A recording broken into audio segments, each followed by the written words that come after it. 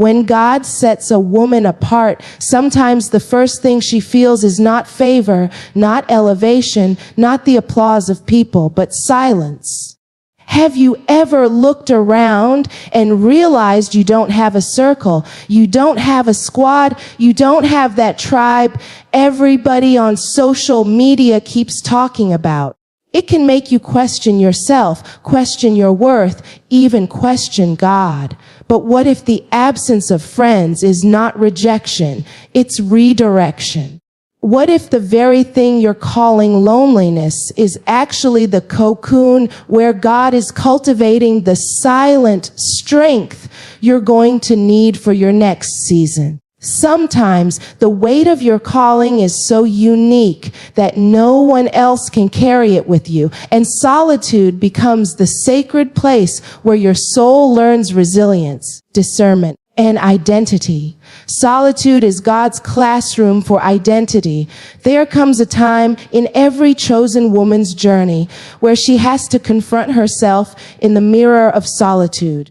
It's not the mirror you hang in your bathroom. It's the one God holds up when He removes distractions, when He silences the noise, when He clears the room of people you thought you couldn't live without. At first, it feels like abandonment. At first, it feels like rejection. But slowly, you realize this isn't punishment. This is preparation. God is pulling you into a classroom where the only desk has your name on it because the lesson being taught is about your identity. See, when we are surrounded by people, we tend to reflect what's around us. We start mirroring attitudes, desires, expectations. Without even noticing, we become chameleons, blending in, adapting, adjusting just to feel connected.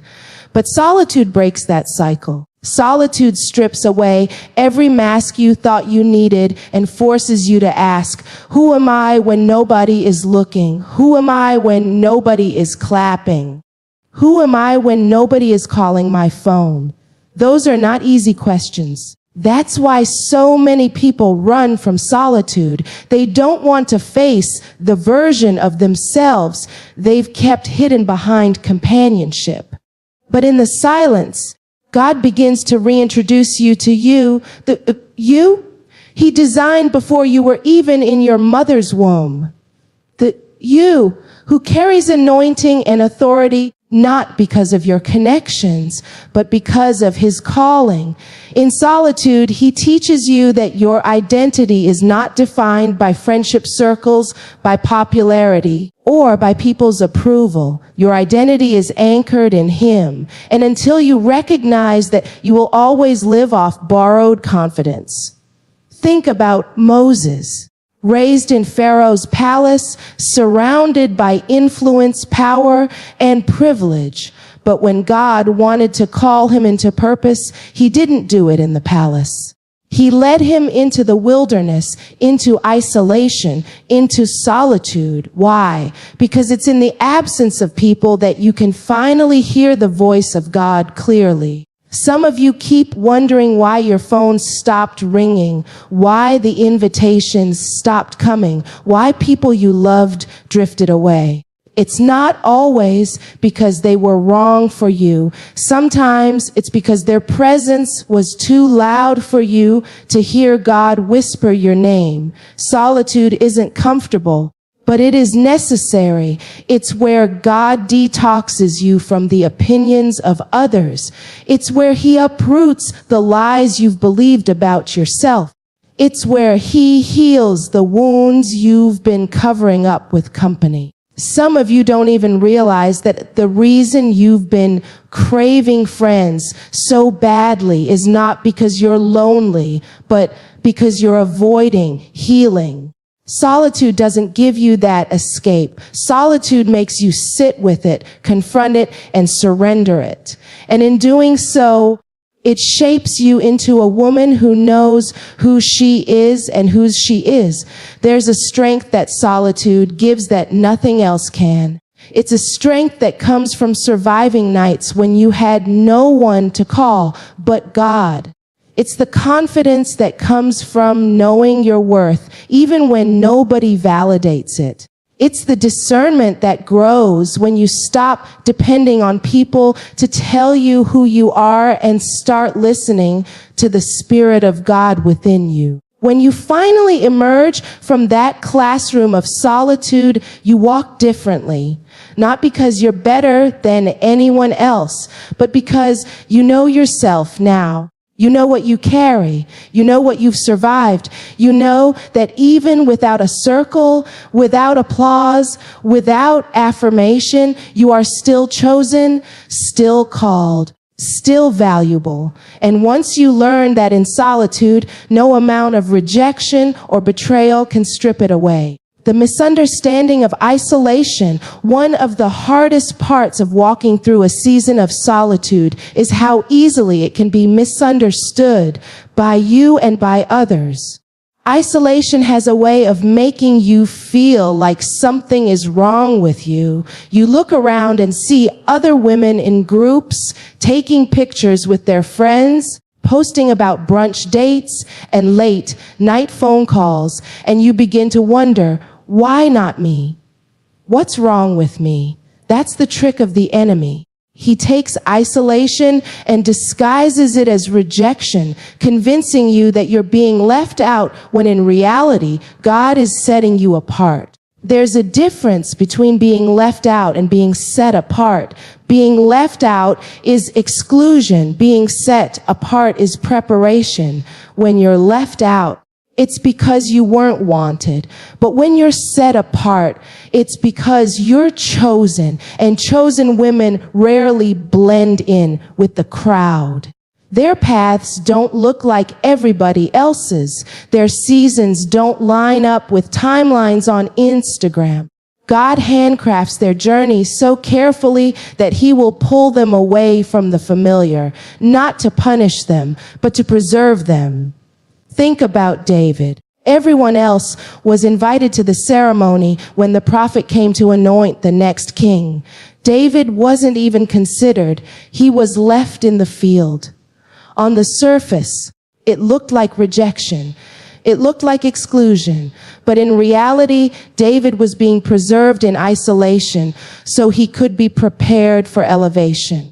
The oil didn't fall on the brothers who were present. It was waiting for the one who was absent. That's the misunderstanding of isolation. What looks like being overlooked is often God's way of keeping you hidden until the right moment. When people misunderstand your isolation, they might label you as antisocial, difficult, or even prideful. They might not understand why you don't have a big group around you, why you don't run with every crowd, why you're not quick to attach yourself to just anybody. But what they don't see is that you're in a sacred season. God is not letting you settle into relationships that would dilute your destiny. He's protecting you from connections that would drain you.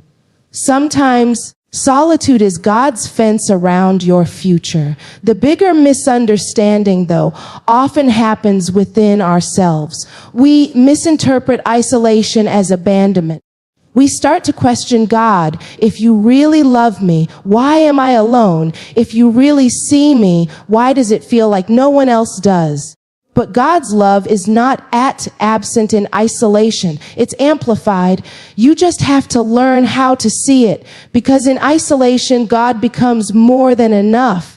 He becomes your friend, your confidant, your comforter. He becomes the one who fills every empty space you thought only people could satisfy. The enemy wants you to despise your isolation. He wants you restless, bitter, and impatient. He knows that if you mislabel this season, you'll abort the development that God is trying to birth inside of you. That's why you can't fall into the trap of comparing your life to others. You can't assume that just because you're walking alone, you're walking wrong. Sometimes the loneliest roads lead to the most powerful destinations. There's a beauty in isolation when you shift your perspective. Instead of asking, why me? Start asking, what for? Instead of crying, why am I alone? Start declaring, what is God building in me during this time? That shift will keep you from despising your solitude and help you start discerning it. Because isolation is not about who left, it's about who stayed. And the one who stayed is the only one who can sustain you. What you call isolation today will one day be recognized as incubation. God is forming strength in you that the crowd couldn't give. He's imparting wisdom that friendship circles couldn't teach. He's preparing you for a season that requires clarity, not clutter. And when the misunderstanding clears, you'll see that what you thought was rejection was actually God's redirection toward destiny. When silence becomes strategy, there are seasons when silence is not weakness, it's wisdom. When God sets you apart, one of the first weapons he gives you is the discipline of silence. At first, it feels like loneliness. You want to explain yourself. You want to defend yourself. You want to prove to everyone why you're moving differently. But silence teaches you that not every battle is won with words, and not every breakthrough requires an audience. Silence is not the absence of power, it is the proof of it. Because when you've grown in God, you don't have to broadcast everything. You don't have to argue with people who misunderstand you. You don't have to clap back when they question you. You don't have to justify your decisions. Silence becomes your shield. It's the space where you let God do the talking for you, where your fruit testifies louder than your explanations ever could. Look at Jesus. Before his public ministry began, he spent 40 days in the wilderness in complete silence. No crowd, no miracles, no disciples, just silence. And in that silence, the enemy came to test him. But instead of defending himself with long speeches, Jesus used the word. That's strategy. That's knowing when to hold your tongue because the power is already inside of you. You don't need to announce what God has already settled. Sometimes silence is the only way to protect what God is growing in you. Think about a seed. You don't dig it up every day to show people what's happening. You leave it buried in silence until it sprouts. That's how vision works too. Some of you have been frustrated because nobody seems to understand the dreams God has placed in your heart. Maybe that's because it's not time to reveal it yet. Maybe God is teaching you how to carry it in silence until it's strong enough to stand the weight of exposure. We live in a world that tells us, post it, share it. But silence says, let them wonder. Silence says, wait and watch. Silence says, God is working even when nobody sees it. The strategy of silence is about protecting your peace while God perfects his promise. Silence also exposes motives. When you stop talking, you start seeing. You see who only stuck around because of access to your voice. You see who only wanted the version of you that always poured out but never paused. When you stop giving constant explanations, people's true intentions are revealed. Some leave because they were only there for what you gave. Others stay because they value who you are, not just what you produce. Silence is strategy because it separates the temporary from the timeless. The enemy doesn't know what to do with a woman who masters silence. He expects you to panic, to lash out, to overshare, to self-sabotage. But when you stay quiet, when you let your actions in God's favor speak, you disarm his attacks. You shift from reactive to proactive. You're no longer trying to win arguments. You're focused on winning battles in the spirit. There's a deep strength that grows in silence. It's the strength of patience, the strength of discernment, the strength of trusting God enough to know that when it's time for you to speak, your words will carry the weight of heaven behind them. You won't have to say much, because the evidence of God's hand on your life will already be undeniable. So when silence shows up in your life, don't fight it. Don't confuse it with being overlooked. See it for what it is: strategy. God is teaching you how to carry yourself with restraint, how to walk in wisdom, and how to let your stillness become a weapon. Because sometimes the loudest roar comes from the quietest season. Hidden battles of the friendless woman. There's a hate that comes with walking through life without the support system everyone else seems to have. A woman with no friends doesn't just carry her responsibilities. She carries her silence, her secrets, her struggles, and her survival all by herself. And that's not easy, because behind the polished smile, behind the put-together exterior, there are hidden battles being fought in the unseen. One of those battles is the fight against invisibility. When you don't have people cheering you on, it can feel like you don't exist.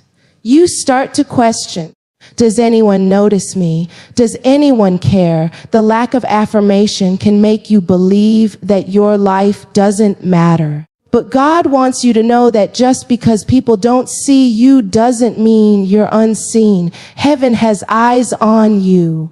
God has counted every tear, every sleepless night, every prayer whispered in the dark. What feels invisible to man is fully visible to God. Another hidden battle is the war with self-doubt. Friends can act like mirrors. They reflect back to you what you can't always see about yourself. But when you're walking alone, you don't always have that reflection. You have to fight against the voice that tells you you're not enough, you're not capable, you're not worthy. That voice gets loud when you're alone, because there's no one else around to challenge it. But maybe that's exactly why God allows it. So you learn to challenge it yourself. So you learn to silence the enemy's lies with God's truth instead of waiting for someone else to validate you. Then there's the battle with comparison. Social media makes it so easy to believe that everyone else is surrounded by love, laughter, and loyalty while you're stuck in solitude. You scroll and wonder, why can't I have that? But what you don't see is the reality behind the pictures. Some people are surrounded but still lonely. Some have crowds but no connection. The hidden battle here is learning not to envy what looks good but may not be God. Sometimes God removes friends not to punish you, but to protect you from counterfeit connections. Another hidden struggle of the friendless woman is the weight of unspoken pain. When life hurts, friends usually become the outlet. You call them, cry with them, and process with them. But when you don't have that outlet, the pain sits in your chest, heavy and unexpressed. You learn how to go to work smiling, how to show up for family gatherings acting like everything is fine, how to clap for others while your own soul feels empty. That's a battle no one sees, but God does. And He's the kind of friend who doesn't need you to explain yourself to understand you. He knows the words behind your silence, the tears behind your strength. There's also the battle with resilience fatigue, when you're the one who always has to encourage yourself, always has to pray yourself through, always has to motivate yourself to get up again. It can get exhausting. Sometimes you just want someone else to carry you for a moment. But in that weariness, God is teaching you that His strength is made perfect in your weakness, that even when your tank is empty, His Spirit will refill you. You may feel like you're fighting alone, but you're actually learning how to rely on a power that doesn't run out. The hidden battles of the friendless woman are real, but they are also refining.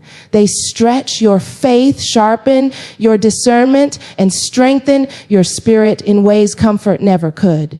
These silent wars teach you how to stand when no one is holding your hand, how to believe when no one is feeding you encouragement, how to keep moving when no one is pushing you forward. And while people may never see the battles you've survived, they will one day see the strength you carry because of them. Becoming whole without validation. One of the greatest lessons solitude teaches a woman is how to stop waiting for someone else to tell her who she is. When you don't have friends clapping for you, affirming you, or reminding you of your worth, you're forced to find wholeness in a deeper place. You realize that if you keep depending on external validation, you'll always lie on shaky ground because people's opinions change, their presence shifts, and their approval is conditional. But God's truth about you that never wavers, validation feels good, but it can become addictive. You start posting just to see likes. You start sharing your dreams just to hear